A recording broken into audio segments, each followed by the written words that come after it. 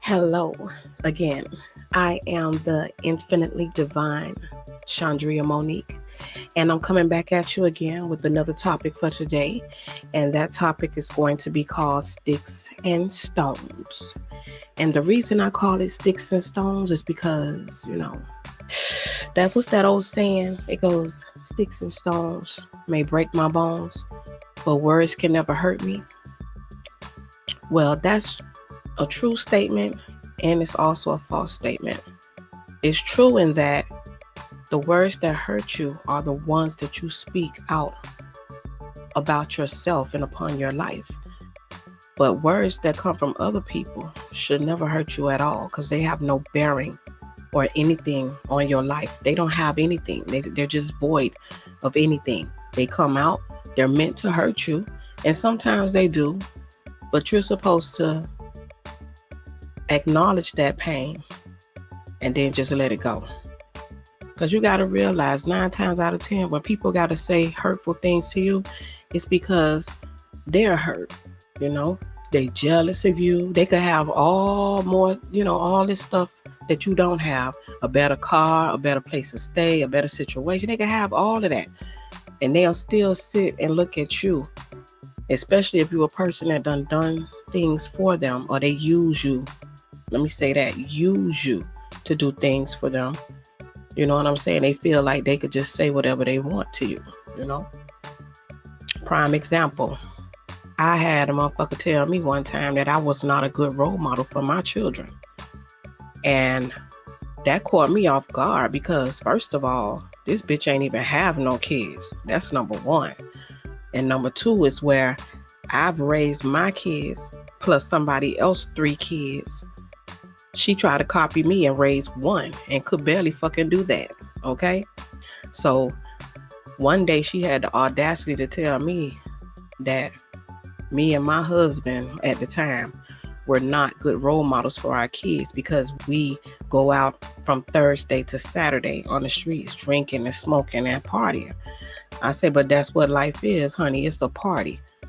And if I work 5 days a week, 8 hours a day, and they have to come home and take care of 8 people, because that's what we were, a family of 8.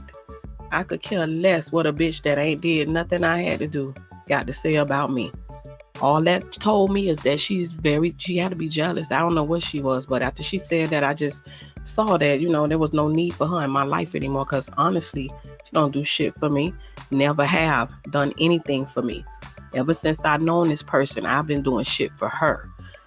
And when she had the nerve to tell me that bullshit out of her mouth, that's when all that shit just stopped. I don't need you. Period. Okay? See, these are the type of people, they'll try you and they'll do shit like that. And then after time go by, you'll see they come back later on trying to be your friend or whatever like that. But the door is closed, honey, because I don't need your ass. If you got to be the type of person to talk to me like that or try to find a way to hurt me or belittle me, I don't need you. And see, those are the type of people that you cut off. You cut their motherfucking head off. They are snakes. They are demons.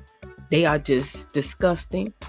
They could cry the name of God all day, but they'll come out their mouth and tell you something like that. But then you got to forgive them because they're human, just like you. We're all human. And I'm pretty sure we've all said something to people that they took the wrong way at some point. But see, things like that, telling somebody they're not a good parent or a role model for their children or whatever like that. Look where my kids at today. My kids are good. My son, 22 years old, and he's very successful.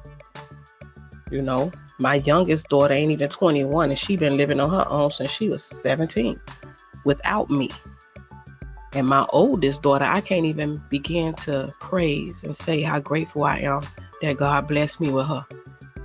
So when people on the outside looking in and call themselves friend and think they know you well enough to try to destroy you, and they want to tell you some crazy shit about their mouth, don't say nothing crazy back. You just pray for them and you move on. That's how you let go. You pray for them and you just move on. You forgive them and you move on. Okay. So that's just the message I have for you guys today. I was solo on this episode, but in the coming weeks I hope to have my co-host to join me so that we can go more in depth with conversations that we would like to have with the audience. So thank you for joining me, and look for another episode coming up maybe in the next few days or maybe the next week. I'm not sure, but look for a new episode soon.